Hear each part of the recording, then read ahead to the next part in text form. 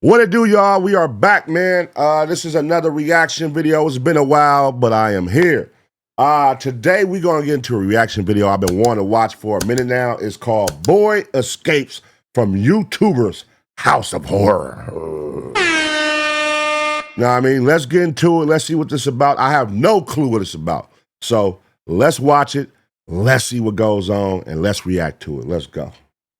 I was just wondering if you could do 2 favors.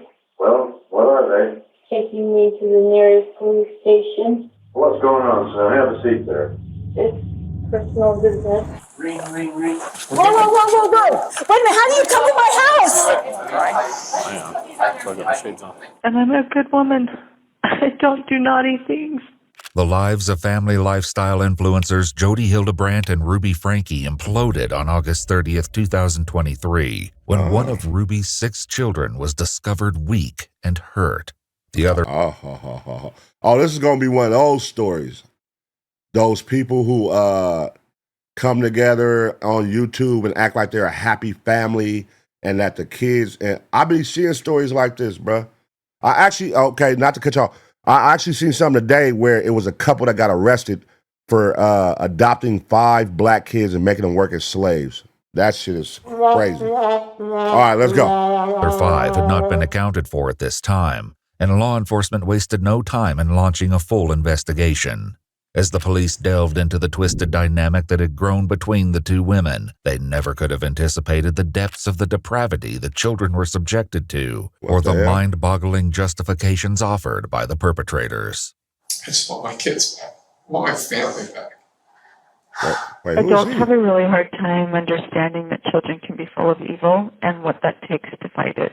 The following report is based on police records. When Dan Clarkson answered his doorbell at 10:46 a.m. on August 30th, 2023, he never could have expected his actions would kickstart a nationally publicized police investigation. Whoa. However, as soon as he laid eyes on the young boy outside, he immediately knew something was very, very wrong. His Ring camera captured the heartbreaking conversation that ensued. Damn.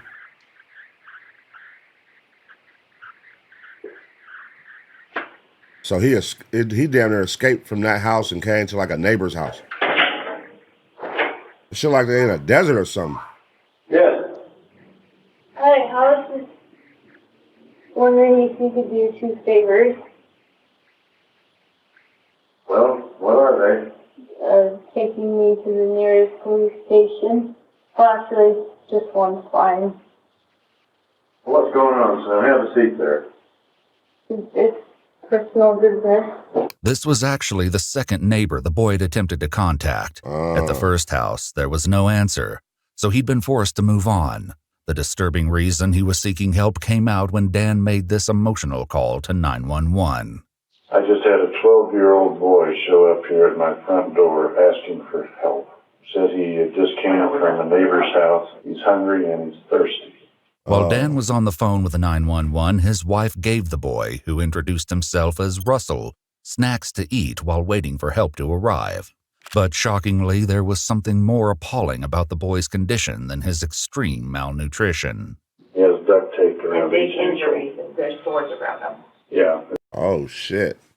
So he got duct tape around his ankles with sores around him. So that means his ankles has been duct taped for a minute. He was tied up, taped up. Damn. The fuck? They was torturing these little kids? So it was 6 kids in these people's house. They was a YouTube family? There's sores around him. I think there's a good chance he's been... He also has and he has it around his ankle. as well. I mean, his wrist as well. Okay, this boy has been... And his wrist. Needs immediate attention. And yet the most heartbreaking revelations were yet to come. Okay, this boy has been...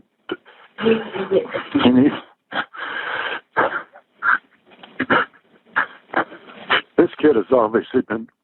I think he's been detained. He's obviously covered in wounds. He says what's happened to him is his fault. We need the police here now. The police and an ambulance were already on the way. During the tense waiting period, Russell revealed that he'd been staying with his mother and her friend, Jody Hildebrandt, since May. Terrifyingly, he added that he wasn't the only child in Jody's house. His 2 sisters, ages 9 and 14, were still inside. Oh, shit.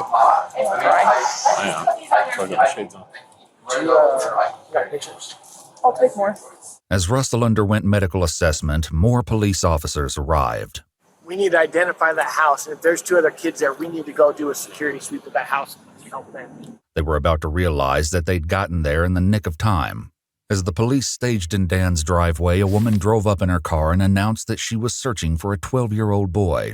Got her. She gave her name as none other than Jody Hildebrandt, the woman Russell said his family had been staying with.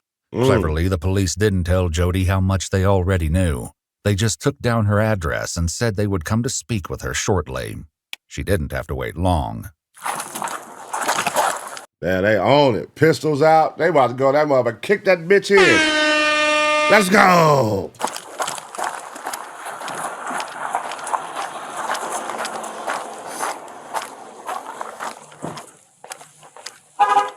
Ring. No, go. Uh-oh. She's trying to hide everything, probably. She's probably in the house trying to hide everything. You got a warrant?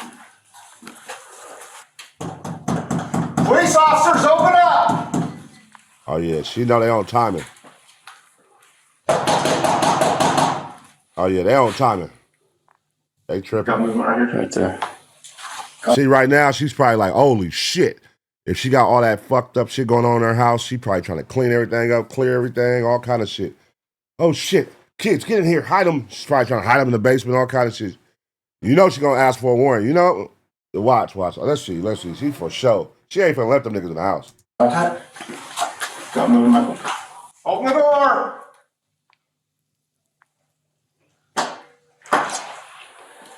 Jody? Can you just step out? I have my attorney. That's great. Step out of the house. She said, I have my attorney on the phone. Look, she already knew they old bullshit. I have my attorney on the phone. No, I'm not going to step out of the Step out of the house. house. Step out of the house. Whoa. We're just gonna see Whoa. Is there anybody else home? Wait a minute, how do you come to my house? Right there. They ain't playing by no kids. They ain't playing by no kids. We'll explain it after this. Told you. Do you got a search warrant? They're not playing by no kids, lady. You can't just come into my house without a search warrant. Jody was mistaken about the need for a warrant to enter the home because the police already had probable cause due to a 911 call that the neighbors had placed after Russell showed up at their door. There was a clear emergent need to enter and a warrant wasn't necessary. The police must account for the welfare of the other 2 children. They certainly had their work cut out for them, though, because the house was massive. During the search, the police found one room that appeared to be set up for filming. This, they would learn, was because Jody and Ruby both had a significant online presence. More details would emerge throughout the investigation, revealing the dark side of these social media influencers. To ensure that they left no corner unchecked, the investigators retrieved the blueprints of the house. This turned out to be a brilliant idea, as the schematics revealed something that might have been overlooked otherwise. Outside, Jody did not appear to be shy about expressing her displeasure at the intrusion. I have Airbnb guests over there. Probably scared them to death. Okay. They don't Is there give anybody a fuck. else in the house? Yes. 2 kids? They don't give a fuck, lady. There's kids involved. This is a case involving kids. They don't give a fuck what you talking about. There's a little girl. Just one? She's right over here. Okay. The Airbnb guests were the least of the police's worries right now. Following Jody's instructions, they made their way down the hall to a bathroom with a large closet. What they found inside was devastating. Uh-oh. Hi, I'm a police officer. Are you going for the union here? Hey, you okay? Is this just you in here? I'm Sergeant Tobler. What's your name? I just have one. Damn. Where's your What the sister hell? at? Contact one. You okay? What the hell? Huh? You doing okay? You don't want to talk to me? Yeah, that's okay. Can you come with me though? We got Jody out here. You know Jody? According to the information Jody gave, this was Russell's 9-year-old sister Eve. We want to be best buddies, but we're getting a little mad here because he won't give me his shoes. Guess what? I learned how to ride a bike with no training wheels. They probably got these kids' heads all fucked up. You know what I'm saying? Like, y'all see how they won't even talk to the police? And you know, kids talk to police. They, you know what I mean? It's police officers. Kids talk to police. They got these kids so trained that it probably, if anything ever happens, you guys better not say nothing. You know what I'm saying? Look how the girl, she was like scared to sit in a closet, empty closet in the middle of a bathroom and scared to speak to the police. Like, not even saying a word. Like, that's like some mentally trained shit. Like, they've been taught, she's been taught not to talk to the police. Come here, I'll show you. Despite the officer's gentle approach, she sat eerily still and quiet, hardly giving a sign that she could even hear him. You take your time, bud. I'm in no hurry. I'm a police officer. Did you know that? I don't mean to hurt you at all. You doing okay? Are you scared? Yeah? You're okay. Do you need help? I'm not gonna hurt you. Promise. See this right here? It's a badge. It tells me I don't hurt people. I'm just here to make sure you're okay. And I get if you're scared. I would be too. This Okay. is crazy. You wanna come with me? Still, Eve didn't respond. They hatched a new plan to win her over with pizza. While they waited for the food to arrive, the officers kept her company with the utmost patience, refusing to rush her out of the closet until she made the choice to leave. I'm just gonna sit down. That's some fucked up shit, man. That's some fucked up shit, bro. Again, this is a child. Obviously, she's not talking to the police. This is probably her hiding spot for when something happens to her brothers or sisters. She come in here and hides. You know, when you're a kid, you got shit like that. You know what I mean? Like, your little hiding space, your little getaway space, all that, like. And then, again, she's probably been mentally trained by these terrible, terrible motherfucking, whatever they are, mothers, I don't know what they are, to not talk to the police. You know what I mean? You better not say anything. You better not say nothing. And they've been tortured. They've been malnourished. They haven't given them food. They ain't giving them no drinks, no waters, no stuff like that. That shit is crazy. That's not cool. And this shit happens a lot, bro. This shit happens a lot with a lot of these sick-ass parents out here, bro. It's okay if I just sit here with you. We don't have to say anything. If you don't want to.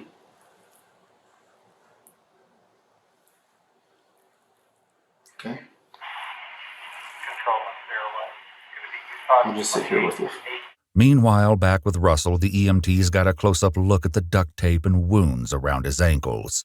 What they found was almost unspeakably gruesome.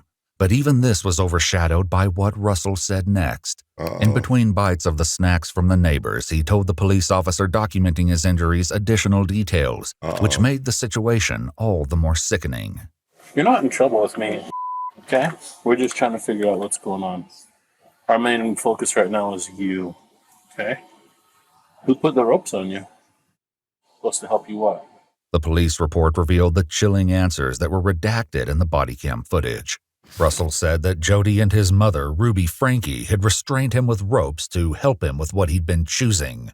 How the women had chosen to treat the resulting wounds left EMTs puzzled. The officer who spoke with Russell repeated the distressing details to his supervisor on the phone. They put cayenne pepper mixed with honey and then covered that with the plastic saran wrap and then the duct tape over the wounds.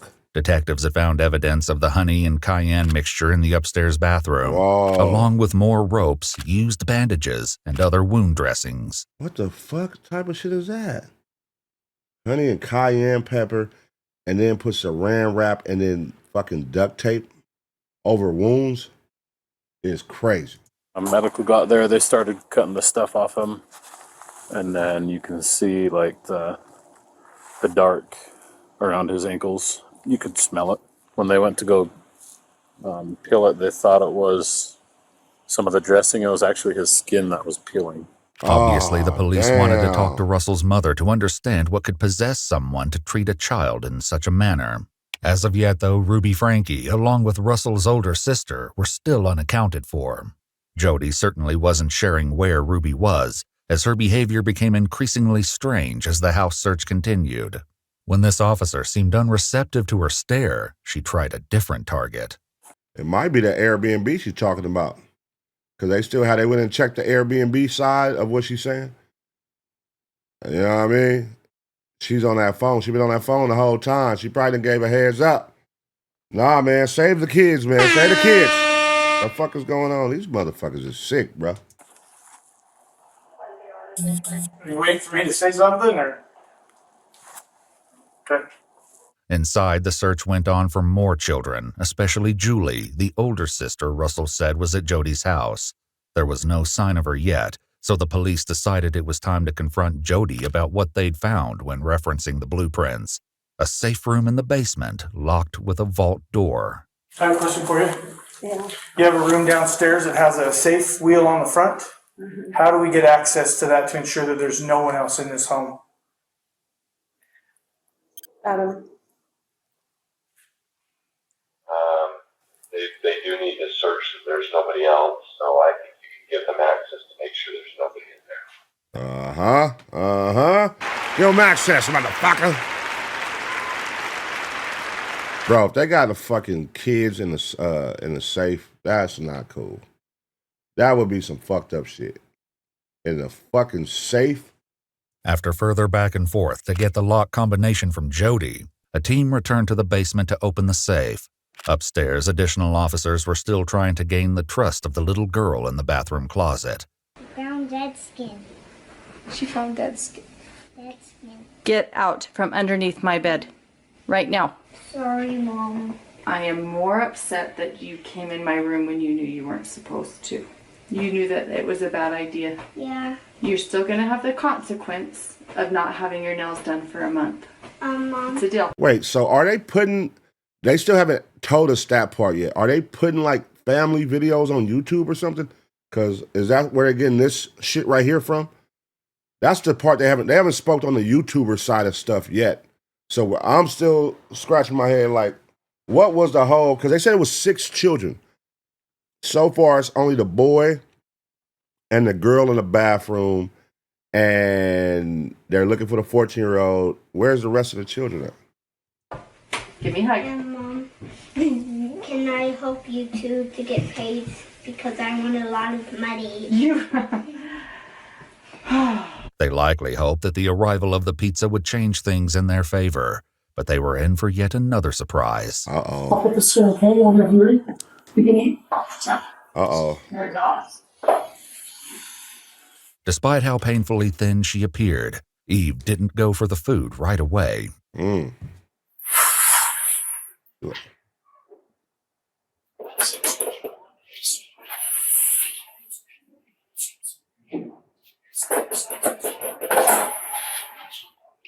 look at the pizza.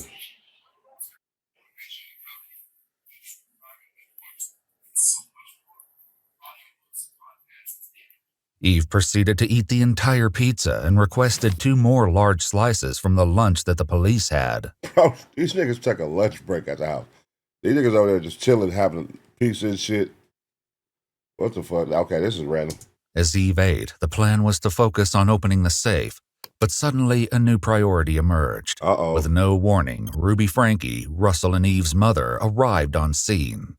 Okay, there goes Russell and Eve. There goes, 2 more, there goes the mother. Okay. Determining that she had no weapons on her, she was taken to a separate area of the house to wait out the search. The police would check in with Ruby once they finished going through the house. The only place left to look was the basement safe room. When they opened the door, though, they were likely crushed. Julie was not inside. At first glance, the room looked to be nothing more than a barren bolt hole reserved for emergencies. When they started opening drawers, though, they turned up some stomach-churning evidence. Handcuffs, a length of rope, and a carabiner. Based on the condition of Russell and Eve, the police received an official search warrant that enabled them to collect these items, along with many of the electronics, as evidence. Whoa. But even after being in the house for hours, there was still no sign of Julie or the Yeah, see, where the other children at? Where are the other children? other Frankie siblings. The only certain thing was what should happen with Jody and Ruby. They were both placed under arrest for aggravated child abuse. Okay, just place your hand behind your back for me. Perfect. During the arrest process, the officers likely noticed some strange behavior from Ruby. I got 2 questions. As of right now, I got 2 questions. All right. Obviously, the first one is where are the rest of the kids? And the second one is, are these 2 ladies lovers? Were they just friends or were they lovers? Because I'm getting like possibly lovers vibes. I don't know. She didn't say a single word, even when put in the back of a police car with Jody. The police had to hope she would be more verbose when the time came to ask her how Russell and Eve had gotten in such miserable conditions. Okay, go ahead and have a seat. She ain't saying shit. She is definitely not a talker. She ain't saying nothing. Even if I ask her a name or just like, not even asking about things, she looks at me and goes. While Jody was at least responding to direct questions, whether she would respond to the hard ones police had in store was yet to be seen. I'm a little nervous. You're that. You know, to be honest with you, if I was sitting over there, I'd be a little nervous too. So don't worry about it. We're just here to talk, to get your side. So I trust my attorney. He said, don't say anything. And I said, I have nothing to hide. And he's like, I know that, but just let me be there with you when you talk. So you guys seem nice people. I'd like to just tell you, but I don't know who you are. I don't know if you're gonna flip my words. I'm a psychologist. I've watched people flip things all the time. So I get it. And I sit on your side. I get it. It looks sad that I don't want to answer anything, but it's not because I'm trying to be difficult. Even though Jody refused to talk without a lawyer. Y'all see how she ran out on the ass? I'm on your side. I'm a psychologist. I work on your side. But I know it may seem crazy. Oh, these motherfuckers are smooth right here, boy. Nah. Y'all some beasts, nigga. Y'all some animals. Y'all over there torturing kids, nigga. Come on, man. Save all that bullshit, all that polite y'all side shit. No, you are not like us, bitch. You torture kids, bitch. Trying to get information from Ruby was astronomically more difficult. We're just here to talk to you about kind of a few things involving your kids. So first, do you live down here or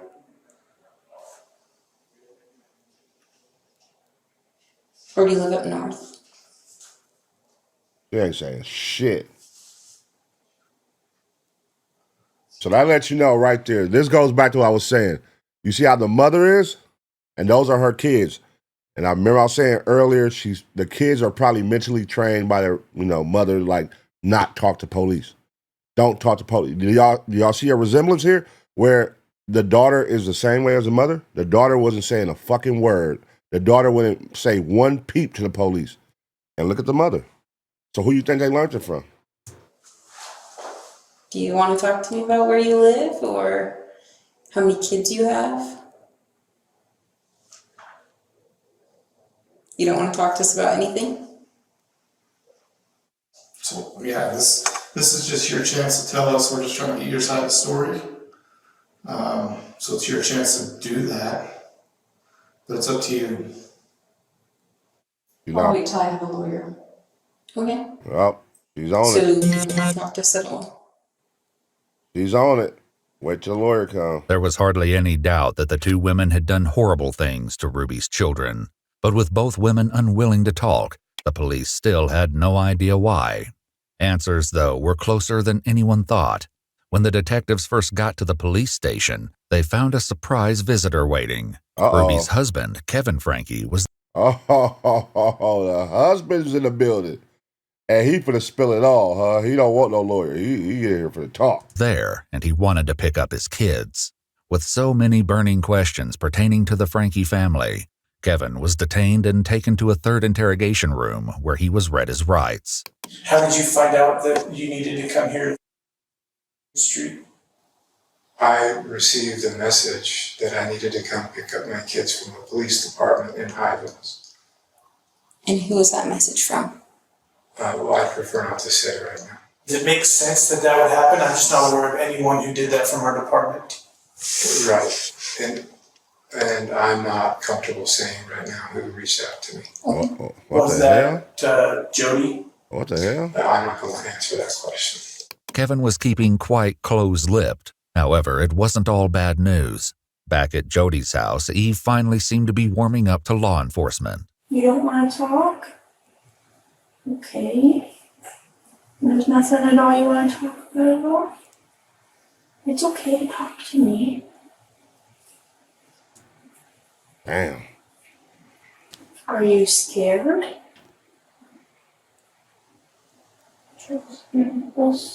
We helped your brother. Oh, they finally got her to And talk. we got him some help too. They finally got her to say That's something. what we want to do for you. If we want to get you some help too. We are safe. We will not hurt you, and we won't do anything to hurt you. It took a total of 4 hours before Eve was willing to leave the closet with medical personnel. When examining her in the ambulance, EMTs discovered that she had wounds on her feet and decided that she and Russell both needed to go to the hospital. Thankfully, as Kevin's conversation with police continued, he was willing to provide some crucial context. And how many kids do you have, Kevin? I have 6 kids. So are they all living with you, or? No, I haven't seen them for over a year. Any of? Whoa, what? You haven't seen his kids for over a year. All right. Too many plot twists going on right now. Because where are the rest of the kids? Are these 2 women lovers? What the fuck? What do they have going on? Why are they torturing these kids? And why haven't the dad seen them in over a year? What is, and how did he, and just like the police asking, how did you know? How did you know we had your kids? You haven't seen them in over a year, but yet you are here at the police station and we haven't even told nobody. You haven't seen them in a year, but you are here today instantly, what, at the police station. And we haven't even told nobody we got your kids. Them? No, none of them. For a year. Over a year. Okay. I've been in a separation. From who? From my wife and family. Ruby invited me to leave the home while I thought about the choices that I've made in my life and the way that I've treated her. And did you ever try to reach out to the kids, drop by the home, or was there? I honored the no separation boundary that we agreed to. When was the last time you saw Ruby? The last time I saw her was the 18th of this month. We met to, she requested me to sign over vehicles, or the titles to the vehicle that she drives, that were all in my name. Okay, man. This is getting a little confusing. So you haven't seen your kids in a year, but then you saw your ex-wife or whatever she is recent to go sign over some cars, and you still ain't seen your kids. As a father, how do you just say, all right, you're cool, I'm not going to fuck with the kids. I don't want to see the kids either. That is some awkward shit. That's a awkward, I don't want the kids either. Okay, I get it, not fucking with the wife, not fucking with your girlfriend, whatever she was. But saying like, all right, cool, I ain't tripping. I don't want to talk to the kids either. 6 of them, not 1 of them, not 2 of them. 6 of them is crazy. When's the last time you physically saw Russell or Eve? The day that I moved out, July 24th, 2022. So my job is to financially provide for them. I was trying to figure out like how much of a role do you play in the caretaking of specifically of those 2 kids? I pay the bills. Okay. With my job, I provide the money, goes into a shared bank account, and that's my only involvement. As the conversation went on, Kevin seemed to be just as in the dark as the What the investigators. Who lives in that home with your, is it ex-wife? Is it currently a separated wife? Like who lives in that home with your children? To be honest, I don't know. I know that she's there with 4 of the children, and our 2 older children have moved out. This likely came as a shock to investigators. If there were 4 Frankie children still living at home, that meant they weren't just missing Julie, but another one of Russell's teenage sisters, Abby. Before launching into a frantic search, The detectives decided. Wait, how old is the older two? Damn, this is crazy. To finish talking to Kevin, hoping he could give them an idea of where to look for the girls. As the conversation went on, though, Kevin's story only got stranger. Who's this female Jody that your wife lives with? Do you know a female named Jody? She is a therapist and a life coach, I know. And she's... Do you respect her? Do I respect her? Yeah, I think she's a very honest, truthful person, yes. Okay. Is your wife a partner of hers? Is your wife a roommate with her? Your kids are living in her house is what I'm trying to say. I'm not aware of that, but I know that they've been in business for the last year filming. So every week a podcast goes up and I listen to it. What's the name of it? Connections with an X. This would explain the film set discovered in Jody's house. As it turned out, Jody and Ruby both had a significant following on Instagram and YouTube. Jody was a therapist, and her accounts focused on counseling and family dynamics in alignment with the Church of Latter-day Saints, of which she and Ruby were both members. She called her program Connections and had written several books sharing her methods, and even taught online Zoom classes on the topics of family health and harmony. Ruby, meanwhile, created more slice-of-life content, cataloging daily life with her family as members of the Mormon faith. Her main platform was a YouTube... Oh, they Mormons. Okay, and so she does family content, which was one of the questions I had, and the other one is a therapist and do like life coaching shit. YouTube account titled 8 Passengers, supplemented with an Instagram under the same name. In due time, the police would learn that the content made by Ruby and Jody had become unimaginably twisted behind the scenes. Are you involved with their business efforts, or no? And were you involved in the 8 Passengers account with your family? Yes. I was in the videos. Recently, Ruby's online presence had undergone a shift. She rebranded to Truth Mom, but began focusing less on her own channel in favor of working with Jody on Connections. You guys got a lot of heat for neglect and child abuse. A lot of people commented those things on there. Whoa. Why were they commenting those things? That's a good question. Neglect and child abuse. We had a son who was acting out in very selfish behavior. Just Chad, or yes, this was Chad, and none of this is strange or odd. You could get on YouTube and find out all sorts of stuff on this. Eventually, Ruby stopped posting on her private YouTube account altogether, which Kevin said eliminated 90% of the family's income. Her last video on Jody's channel, though, had come out just 2 days ago. In the interrogation room, Kevin shared more about the situation, which led to public outcry against the Frankies. He was being very cruel. So it's saying Chad moved out. That's one of the kids. He's moved out. And mean to his siblings that he shared a room with. And so we removed him from the room. And we said, you can sleep anywhere you want. Sleep on the couch, sleep on the pull-out bed, sleep on the floor for all we care, but you're not sleeping in that room with your brother. He chose to sleep on a beanbag. So 9 months later, he had made a lot of changes in his life. And he was ready to, and we had moved by that time. And so we had a new house, and he was ready to move into his own bedroom. Made a video about it. And in the video, he mentioned something to the effect of, I've been sleeping for 9 months on a beanbag. And that is what all the uproar was about. This wasn't Ruby's only run-in with the law. All right, I got a question. How old is the older kids that's moved out? That's the answer we don't have either. Shockingly, just 5 days before her arrest, she'd been pulled over while driving with her kids in the car. Hello. You know how fast you're going right there? No.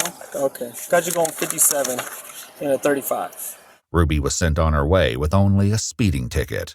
Back with Kevin, he explained that the situation with his oldest son, Chad, was the catalyst for Jody getting involved with the family.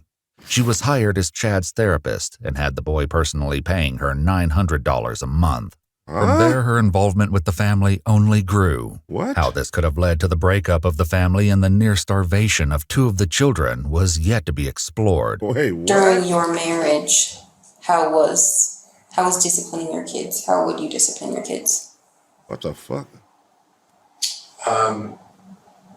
Yeah, I'm not going to answer that question. Are you aware of the physical condition of your children? No. No, I've chosen to trust my wife with the children.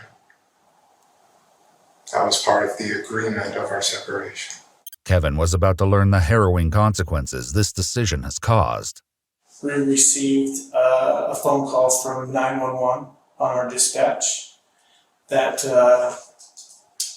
a 12 to 13-year-old boy was knocking on doors in a neighborhood asking for food and water. So he had, I'm sorry, what? He had duct tape on his extremities, on his hands, on his ankles, and those were covering rope burns that were used to tie him down. Wow. Take a second and think about what I just said. That's the condition of your son. Come on, dog. Given that information, You're supposed to be snapping your out son right was now. taken to the hospital. Nigga, I'll be snapping. Nigga, I'll be snapping in that office right now. They told me some shit like that was happening to my kids. What? Nigga, I'll be trying to, what? Bust through that wall and go, nigga, what? Something, nigga. God damn, that nigga just sitting there just like, oh. Hey, nigga, what? Yo, that's your youngest kid, nigga. That's your baby. That's the youngest one. A warrant has been applied and granted by the Department of Child and Family Services to remove both Russell and Eve from your wife's care. Do you understand that? I understand. Would you condone that behavior?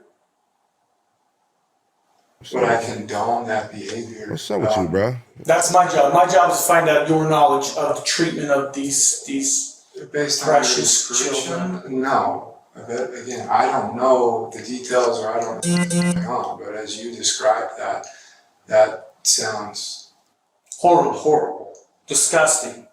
No human being should be treated like that. The investigators stepped out to give Kevin a few private moments. What? This nigga not even like responding how you would think. Like, what's up with bruh? Y'all got some weird, something is not right about this nigga right here. You gave it away with me as a father when you said I gave my kids up. 6 kids you just walked away from and had no calls, no connection, you didn't try to reach out to them. Your 6 kids for a year, you haven't tried to reach out to your kids at all? Is crazy. To come to terms with what he'd just learned. When the investigative team returned 10 minutes later, Kevin took the opportunity to ask a burning question. what's going to happen to my wife? I love my wife. What? I don't know. I'm being honest with you. I don't know. What the fuck is wrong with this nigga, Had man? anything to do with I you? don't press charges against my wife. Possibly. What about the kids, nigga? I think given the circumstances, that's highly appropriate. But again, That night, the police decided that Ruby would be booked into jail to await her attorney. Even this, though, failed to get a reaction from her. Makes you want to let you know what criminal charges for, so you're under arrest. It's going to be 2 counts, second-degree felony of child abuse or neglect, okay? Do you understand that or no? This is Are you okay? Are you okay? I'm wondering if there's like a medical clearance that needs to, like, do you need medical attention before you go to the jail? Okay. Have you ever been arrested before?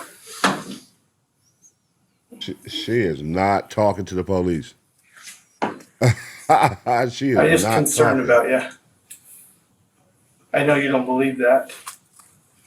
But I've had an opportunity to talk to your husband and kind of worried about your circumstances and So, I mean, she's a YouTuber. She's on YouTube all the time. She's doing podcasts, and she's not saying a peep to the police. So that lets you know this isn't going to be, you're going to have to work to get information out of her. But these kids is going to be the deciding factor here of what is going to happen and how fast it's going to happen. Because they're going to have to talk. And the fucking father obviously is out the loop. He don't know what the fuck is going on, or at least acting like he doesn't know. But the weird thing about it all is his only question his important question was, what's going to happen to my wife? Not what's up with my kids? Where are my kids? Because they're still missing a kid. They still said they can't find one of the kids, and the other two moved out. He hasn't even asked about the kids. That's crazy. Obviously, your children as well. But you're sure you don't need medical attention or anything like that? Peace.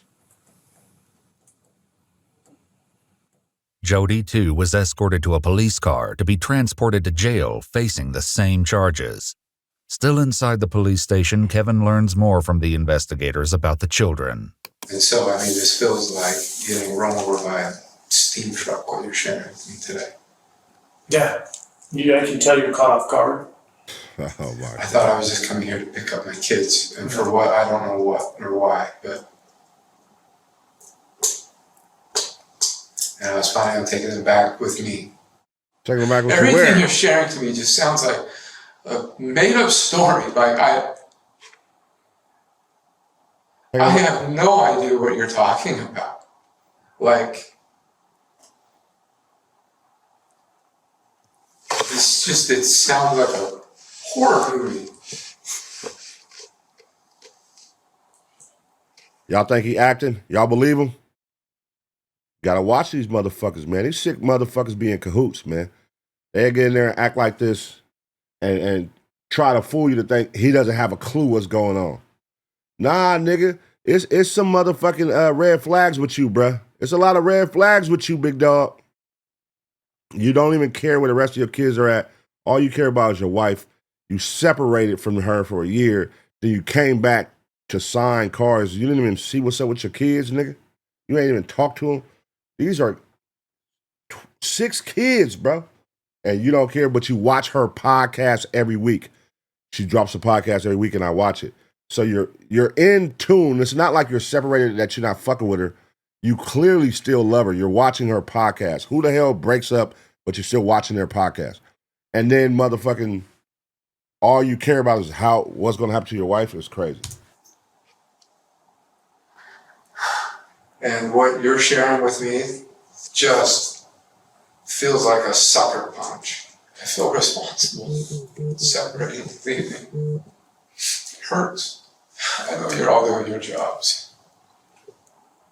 And I know you all have the best interests of my kids in mind. This shit I appreciate them. This shit don't seem right, bro. Thank you. Thanks. That means a lot. This don't seem right. I just want my kids back. I want my family back. I want my wife back. It was doubtful either Ruby or Jody would be getting out of jail anytime soon. Jody grappled with this through the lens of religion while speaking with a friend she called from the county jail. And I don't know if I'm going to be like some kind of example, but when I get out of here, I have a story to tell, and I'm going to try to do everything I can to protect the children, because that's what's happening, is that kids are being just horribly abused. Well, I have just been begging him, like, you've got to explain this to me. Huh? Like, I cannot logically figure out what's going on here. I mean, I should be here. I haven't done anything wrong. Ruby, too, made some equally baffling claims during her jailhouse phone calls. But the most upsetting thing is that I am completely misunderstood. That is the most horrible feeling. Like, my own family misunderstands me. They misinterpret me. And poor Jody, they misinterpret her. They misunderstand her. She puts her neck out on the line for people, and then they get mad at her. I mean, it is just horrendous. What?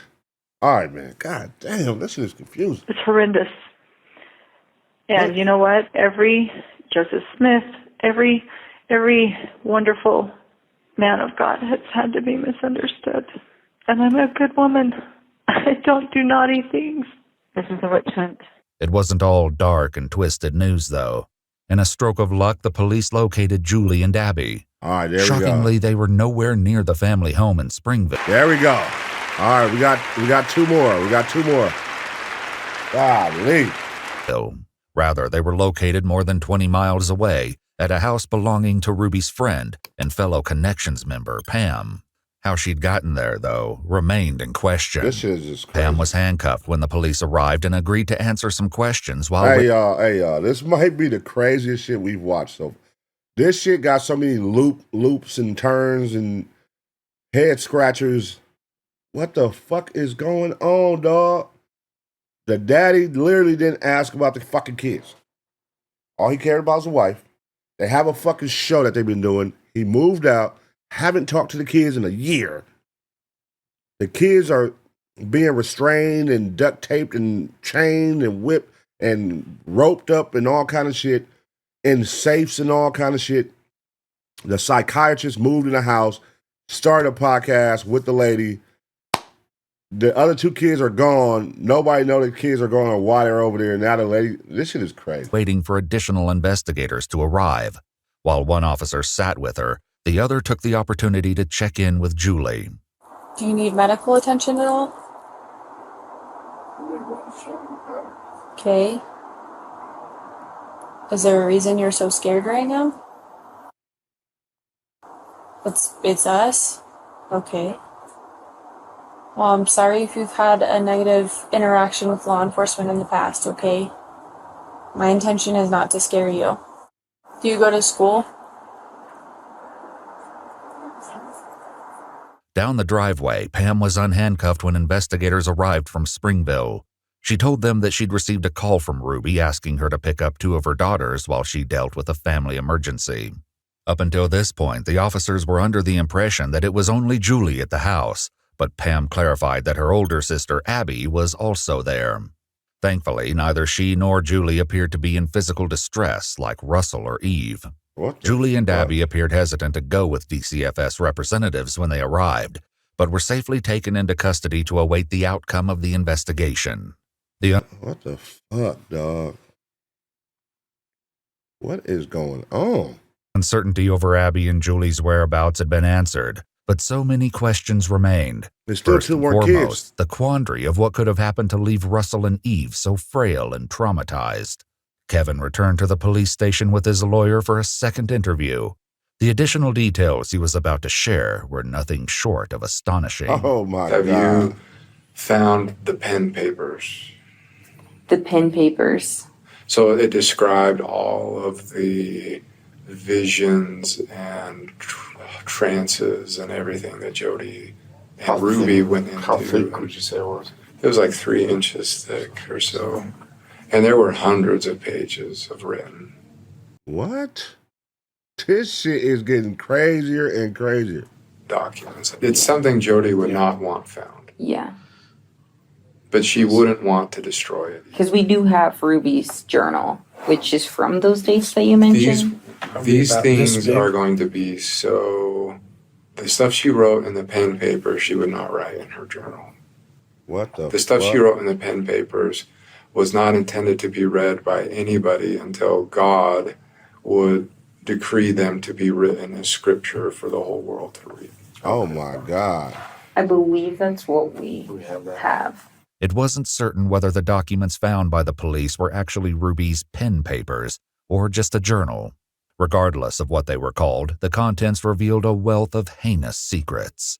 On July 10, 2022, Ruby wrote, "Eve and Russell have been in so much deviant behavior they won't control their bodily functions. I never would have suspected the cold, dead heart Russell has." Ruby echoed these sentiments in one of the phone calls she made from jail. Adults have a really hard time understanding that children can be full of evil and what that takes to fight it. Oh shit. Oh yeah, I see what's going on. This bitch is one of them, she got the little crazy shit going on in her head where she thinks these kids are possessed and she can get the devil up out of them. And she got to chain them and lock them up and, yeah, I see what's going on. Let the psychiatrist move in the house. This is a weird ass story, y'all. Or she moved in the psychiatrist's house.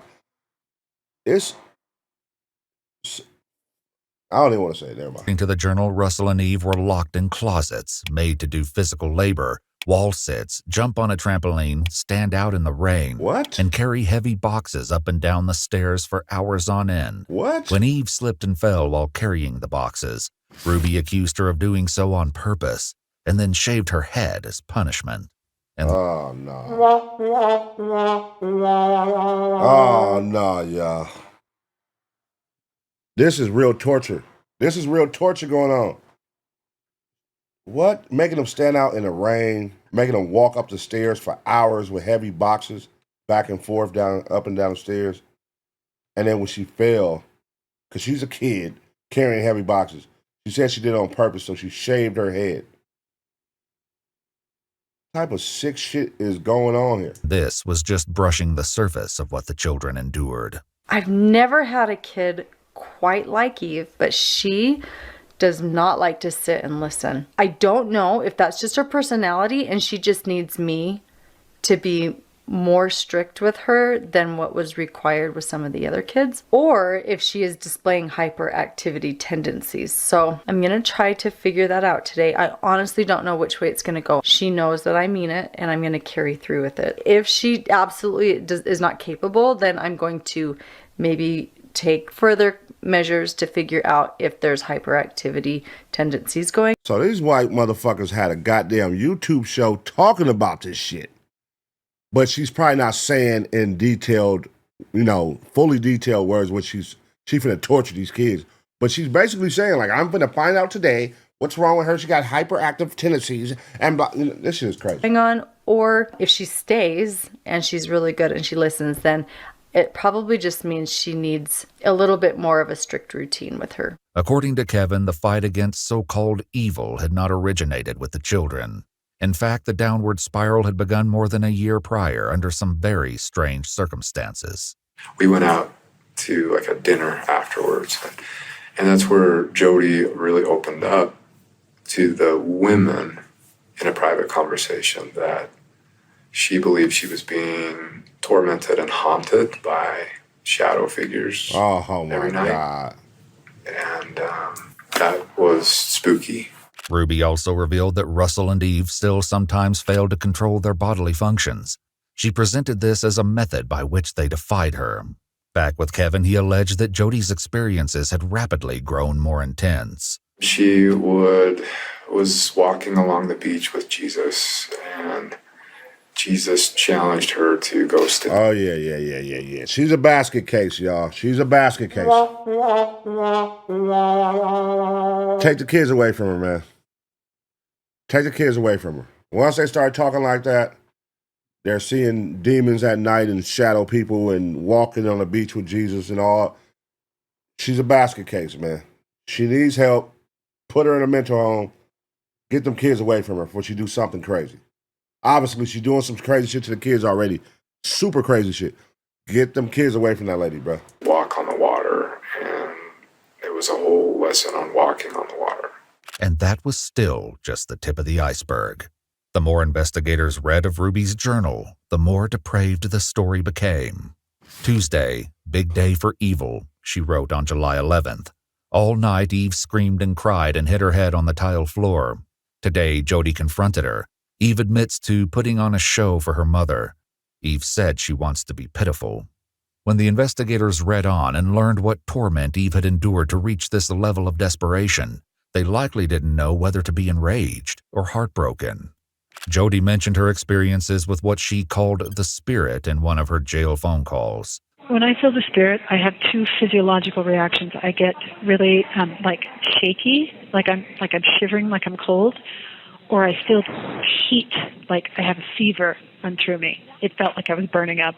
Oh my God. And I was just shaking with gratitude, like, here's your answer. Here's what this is.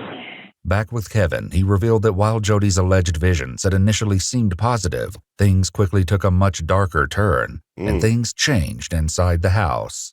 There was a lot of satanic ones. When she would go into possession mode, she would talk in different voices. It was really creepy. But the voices would say, she's ours, we're not letting go. She is Satan's bride. Oh my God. Nigga, I knew it was gonna be some twists and turns of this shit. This is wild. So now the psychiatrist is possessed and she be talking to evil voices. This shit is crazy. She's mine. I'm going to marry her. If she was faking it, she believed that Satan wanted her as her bride. The journal revealed that Eve experienced horrific punishments. This is the day Eve anticipates breaking her 2-day fast, Ruby wrote. I let Russell know she has hardened her heart and will do one more day of fasting to invite her to humble. Eve flips out and begins ranting. All day Eve makes rhymes about my mom starves me and calls it fasting. In his second interview, Kevin continued his description of what it was like to live with Jody. I can't explain some of the stuff that happened while we were there. Like crashes in the basement while we were talking upstairs. And plates like in the kitchen just flying off by themselves, like full speed, smashing on the wall and falling to the floor. And I don't have any way to explain it other than there's some crazy going on. Oh my God. This nigga said just crashes in the basement happening randomly and plates just flying against the wall with nobody in there. What? So these niggas' house is possessed. Basically, the house is possessed. The therapist is living there, is Satan's helper, and they're looking at the mom as Satan's bride, and the kid, oh no, kids being tortured, and he probably was like, and he's there while this is going on, so he's probably like, I can't take it no more. They keep them kids, y'all, all that, I'm gone. Now, in the beginning, we like, why the fuck would he just leave? This shit was probably overwhelming. He probably like, everybody's possessed. All the kids, nigga, them, all that, I'm out of here. That's probably his motherfucking mental. I don't know. This shit is wild. On other occasions, Eve was doused with water in the dog wash and made to sleep on the basement floor. And it only got worse going forward. Kevin, too, said that back in 2021, the situation with Jody took a similar downward trajectory as she became increasingly entwined with his family. But it reached the point where in August, her bishop at the time, he's not her bishop anymore, but I mean, he was going over there every night. And he'd be there for like 4 hours. And he'd be like, I'm fighting evil spirits. I'm casting demons out. There's crazy stuff going on. Yo, these are some twisted motherfuckers. And finally he got to the point where he's like, I can't do this anymore. These are some sick, twisted, evil people, dog. This whole shit is just, it just shows you how crazy people exist, right? And these people are on YouTube. She had 320,000 followers. She had 320,000 followers. These are people who you probably think are just normal people. Or these are like, oh yeah, these are, it's a psychiatrist. She knows she's not. And then come to find out she's, nigga, possessed by spirits and talking like she's Satan's helper. And she's threatening kids and the houses they living in is possessed. Like, what the fuck? There needs to be some sort of resolution. After the bishop left, the first attempted fix was for Jody to move in with another family involved with connections. The opinions Kevin shared about what happened with that family reflect only his beliefs, and we have not been able to verify them. According to that, after 6 weeks and trying to seduce the husband of the family, they kicked her out. While there was no way to prove that Jody had been held against her will, the police knew for a fact that Russell and Eve had been. Ruby documented one particularly horrific confrontation between Russell and Jody, whom she refers to frequently as G-Joe. G-Joe takes Russell on a little walk to the pool, Ruby wrote. She talks on how Russell has love twisted. G-Joe then pushed Russell into the pool. Oh my God. Meanwhile, Kevin recounted the events after Jody either escaped or was kicked out of the other family's home. It was at that point that they said, why don't you take her up to your house? And I was like, oh, hell no.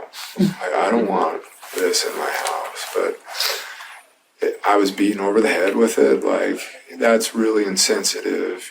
She's done so much to help our family.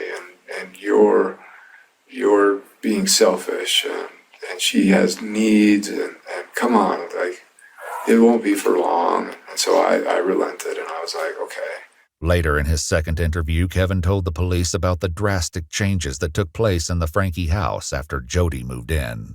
The moment she showed up in my house, just the weirdest crap started happening. Lights turning on and off, sounds of people walking in walls, and sounds like footprints going up walls and across the ceiling, and stuff floating around. And I became the resident exorcist.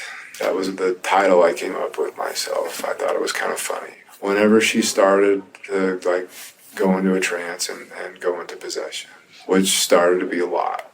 And Ruby would go up and check on her. It started every 4 hours at night, and then it moved every 2 hours at night, then it moved every hour at night, and then at some point Ruby said, you know what, I'm just going to start sleeping in there.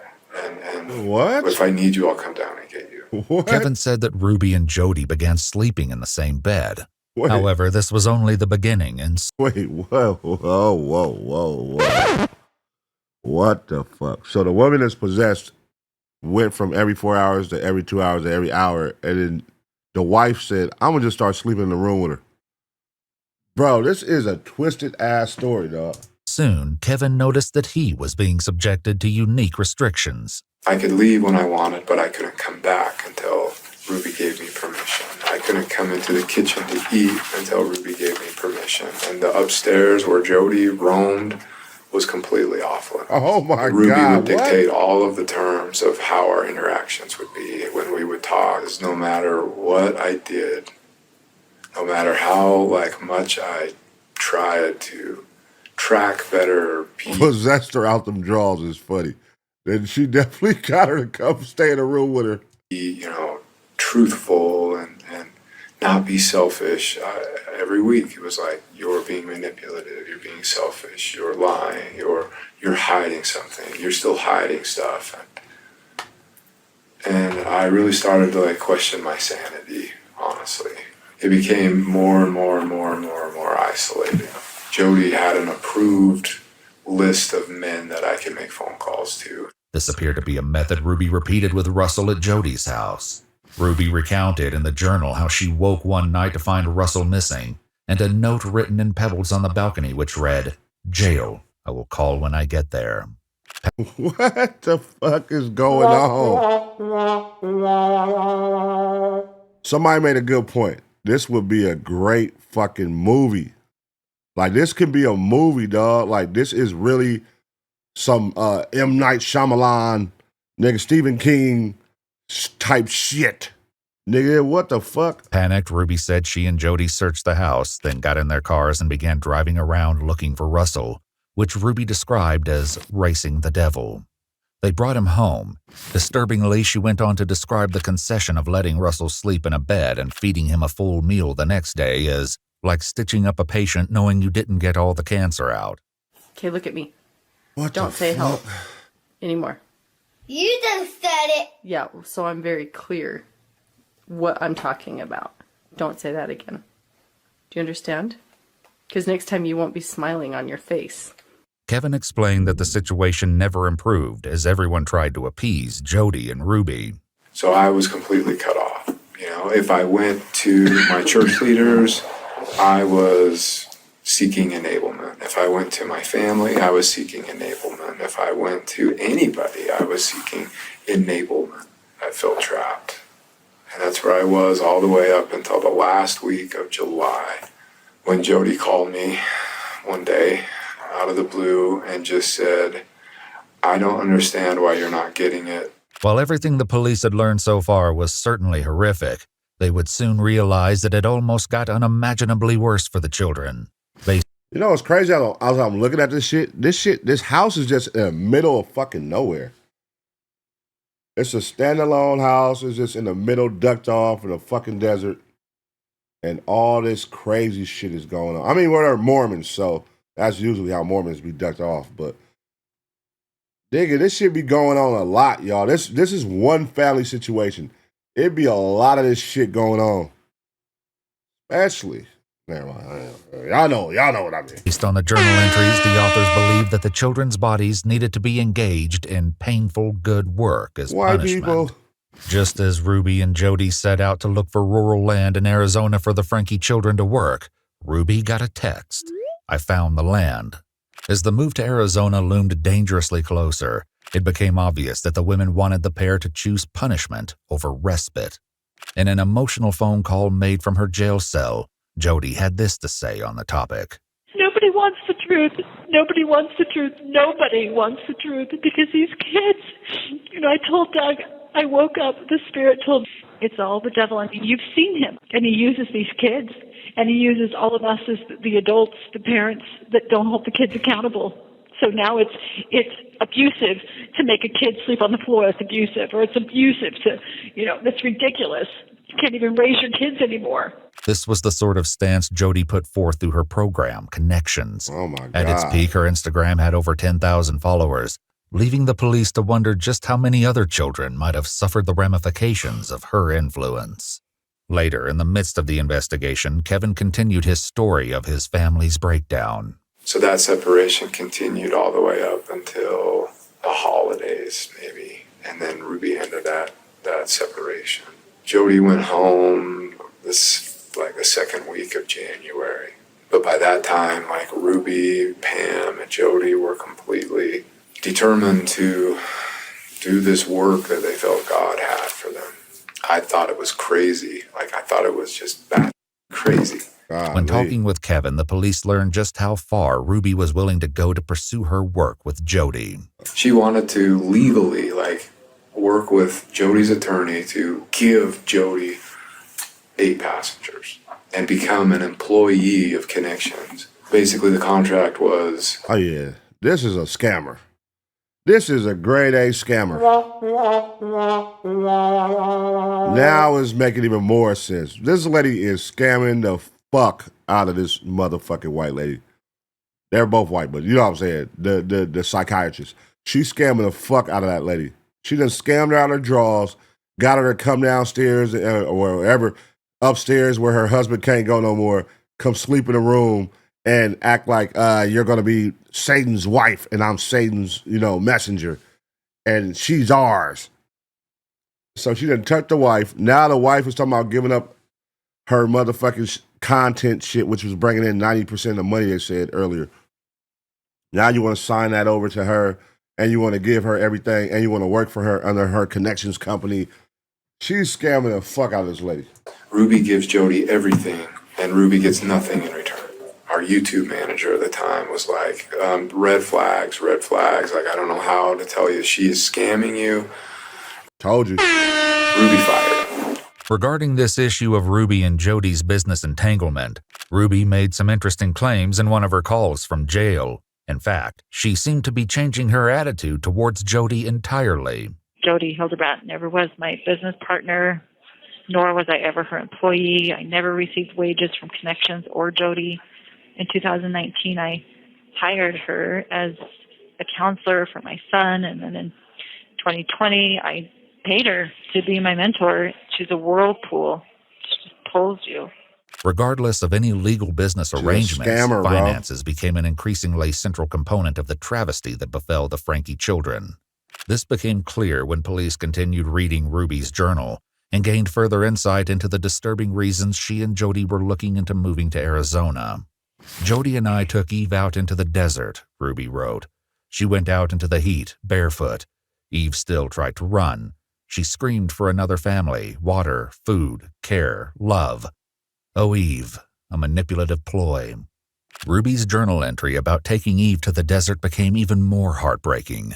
Apparently, it was only after Eve collapsed on the road exhausted that Ruby took her home. But not for long. The very next day, Ruby, Russell, Eve, and Julie all returned to the desert. For the next 3 days, the children were made to weed and tidy a cemetery on a nearby Native American reservation. What? They were not allowed to wear shoes or gloves, despite the fact that there was broken glass and thorns everywhere. What? At one point, Russell became so desperate to escape the heat that he stuck his head in the toilet. Footage of this suffering was captured by a local who explained in no uncertain terms to Ruby that she was not welcome there and that she would be filing a police report. This... Nigga, what the fuck? See, that's what happened when you stay out in the fucking desert. That goddamn sun be burning your fucking brain. It be frying your brain like fucking scrambled eggs, bro, and got you out here cleaning up an Indian reservation cemetery with no socks on and no gloves, with glass everywhere. And it ain't even, they don't even want you to clean it. The person who property it is telling them, get the fuck up off of here.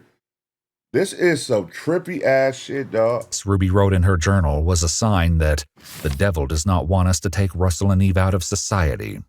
Apparently, relocating to Arizona was their chosen method of avoiding further unwanted attention. One has to wonder how long the plan to get to Arizona was in process, though, based on an interaction Kevin mentioned happened before the separation.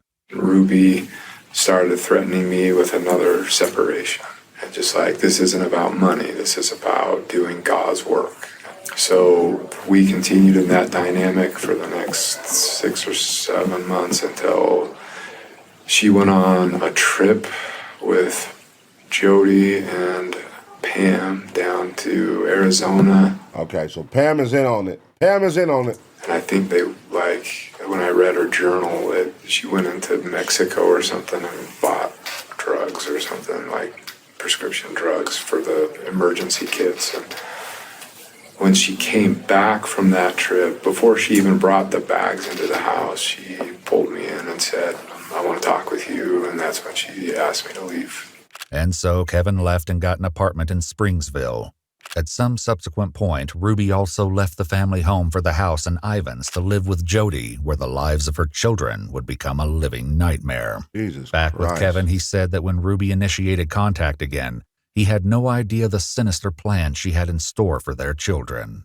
Around that time, things with Ruby started, like, picking up. And I didn't understand why, but, like, Ruby wanted to meet in a parking lot and wanted me to sign over 2 of our cars, wanted me to sign them over to her name. I'm in total compliance mode at this point. Just like, I'm a good husband, you see, you can trust me. Ruby's comments on the journal somehow managed to become even more disturbing. She wrote, "This girl would choose to be shot and die than to humble." Even that wasn't the most disturbing part, though. All right, here's some things I'm picking up from this. And I'm noticing, big-ass crib. She wants to sign over a couple of our cars. These people got money.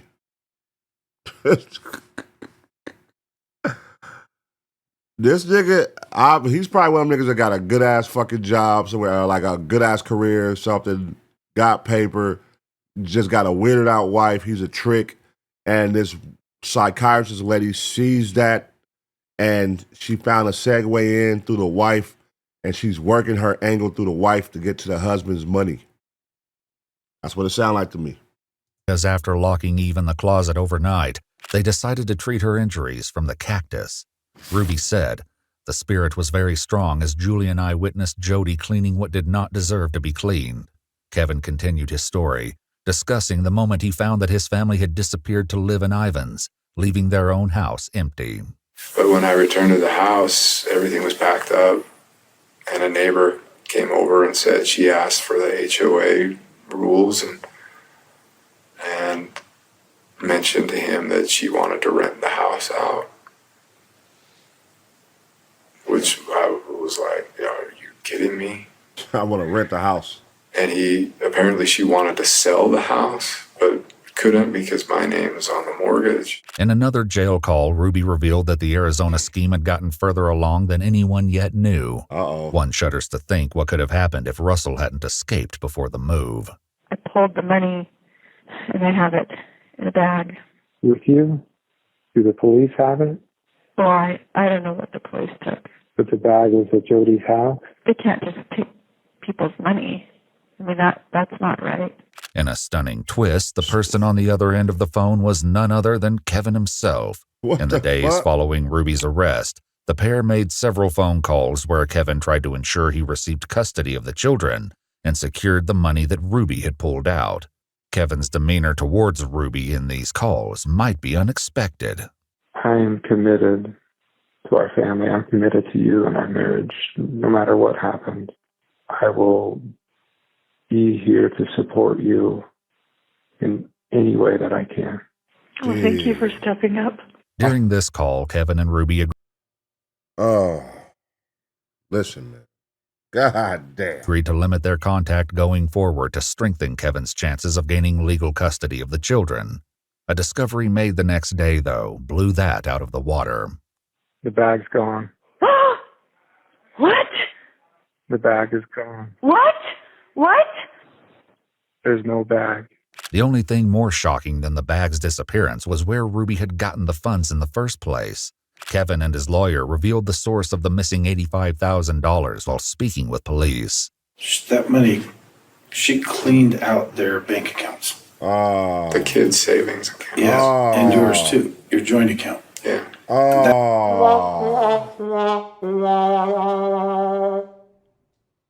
She took the kids' money, the husband money, their money. But what? Where was she doing with the money?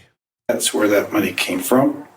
So I don't know if you can have, or if I need to have a discussion with the county attorney.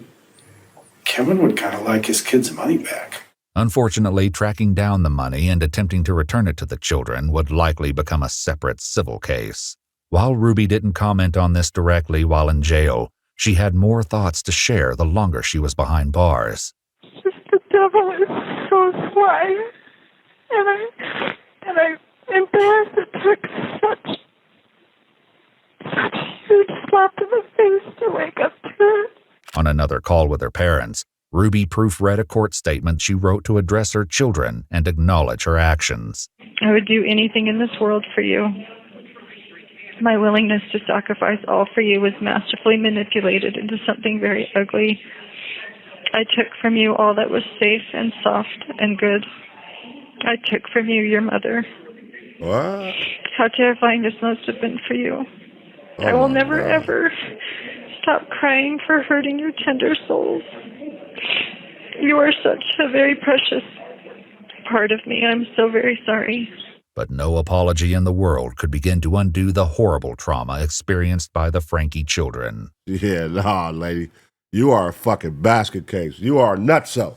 You know what I'm saying? Shame on you. Get them kids from what, man, listen, man. Don't trust that crazy broad. That's the broad that's gonna fuck around and do some shit and, you know, take her kid's life in the middle of the night and blame it on the voices in her head. Nah, get her the fuck up out the paint. Nah, she don't need to be around them kids, bro. In contrast to Ruby's attempt to make amends, Jody's response was the same as it was at the beginning of the investigation. Jody's a scammer. The Lord says that first they'll lay their hands on you and persecute you, delivering you up to the synagogues and into prison. They both got to and go. The children shall rise up Both against these their bitches gotta parents go. and shall cause them to be put to death. That statement right there is what's going on with me.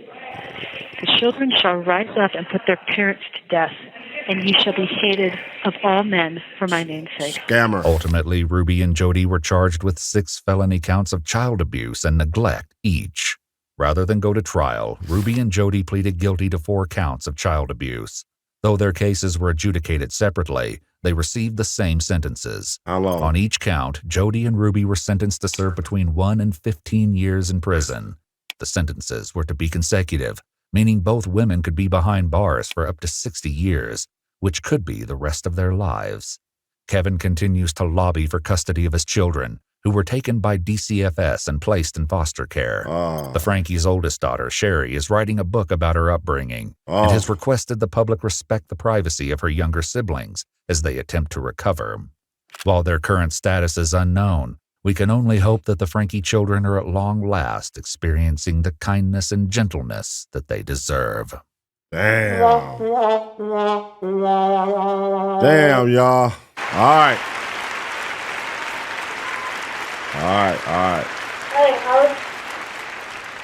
That right there was called Boy Escapes from YouTuber's House of Horrors. And that was on the Explore With Us page. Let me give it a like right here, man. Shit, that was crazy, y'all. That was a crazy one. Sound like some crazy basket cases. You know, people with mental issues, hearing voices in their head, feeling like they're possessed, thinking the kids are possessed. You know what I mean? Making the kids do shit in the middle of the night, pushing the kids in a pool and making them walk around graveyards with glass, barefoot with no hands and gloves. crazy people shit, man. Just crazy fucking mentally fucked up people, man. Just like, yeah, I hate that children have to go through that, bro. And it's like that, again, like I said earlier, like this is common. It's a lot of motherfucking kids going through this shit with crazy ass parents with fucking mental issues, bro. And we don't see it. We don't know what's going on. These kids won't talk to nobody, just like y'all saw the girl in the beginning went and talked to the police. They won't tell nobody. You don't know what's going on at home with them. And they got these crazy ass parents who smile. You see them on social media. You see them after school dropping their kids off. They seem like regular parents, happy motherfuckers. But at home, they're fucking possessed. They're demons, bro. They're terrible. So glad that all the kids made it out. That's the most important thing. All 6 of the kids made it out. You know what I'm saying? Get them bitches up out of here. Get that psycho bitch and her goddamn psycho ass. Listen, I don't stand for no torture against no fucking children. Fuck that. That's out, bitch. Get them the fuck up out of here. You know what I'm saying? The father, he's still a wobbler to me. He's still a wobbler to me. I'm getting mixed vibes with the father. Like, I don't feel like the father is even safe with the kids. Like, I think he'll do some crazy shit because he's still listening to the wife that's in jail. And he's still like, I'm your servant. I want to be loyal to you. And it's like, you can't trust him either, man. You can't trust him either, man. You know what I'm saying? So, yeah, man, appreciate y'all for watching, man. Let me know what y'all think about this motherfucking shit in the comment section right now. Make sure y'all smash a like when y'all watch it. Leave a comment, all that good shit. I'm gone. Till next time.